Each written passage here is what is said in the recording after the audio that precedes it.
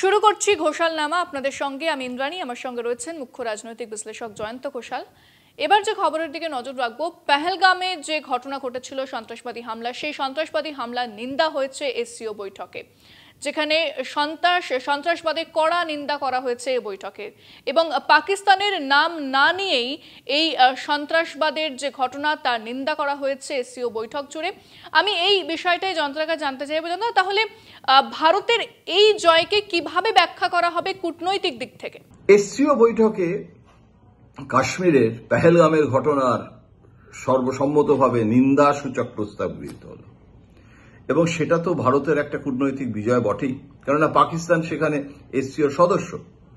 আফগানিস্তান, চীন, রাশিয়া সকলে মিলে, এবং অনেক দেশ আছে, অনেক ছোট ছোট দেশ আছে, সমবেতভাবে একটা পেহেলগামের ঘটনার এই যে তীব্র নিন্দা, যদিও পাকিস্তানের নাম করা হয়নি, কিন্তু পেহেলগামের কাশ্মীরের ঘটনার নিন্দা সেইখানকার সন্ত্রাসের বিরুদ্ধে বলা, সেটা ইটসেলফ একটা মোদির নিশ্চয়ই বিজয়ের একটা কারণ আছে।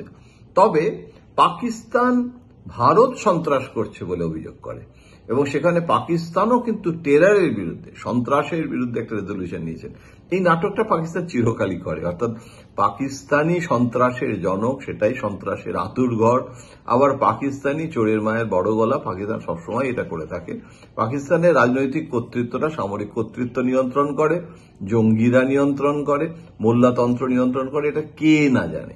সুতরাং এই পরিস্থিতিতে এসসিওর বৈঠকে পেহেলগামটাকে যে বাধা দিতে পারেনি পাকিস্তান, বা বাধা দেয়নি, এবং পাকিস্তান আপ্রাণ চেষ্টা করেছে মোদির সঙ্গে কথা বলার বা দেখা করার, একটা অন্তত, এটা প্রত্যেকটা বৈঠকেই পাকিস্তান করে, মোদি কিন্তু এবারও সেটা এড়িয়ে গেছেন। সুতরাং একটা কথা বলা যায় যে পেহেলগাম ঢুকে পড়া এসসিও রেজলিউশনে it's a victory for Narendra মোদির ফরেন পলিসি। আমি অনেক ধন্যবাদ জানাবো জয়ন্তদাকে।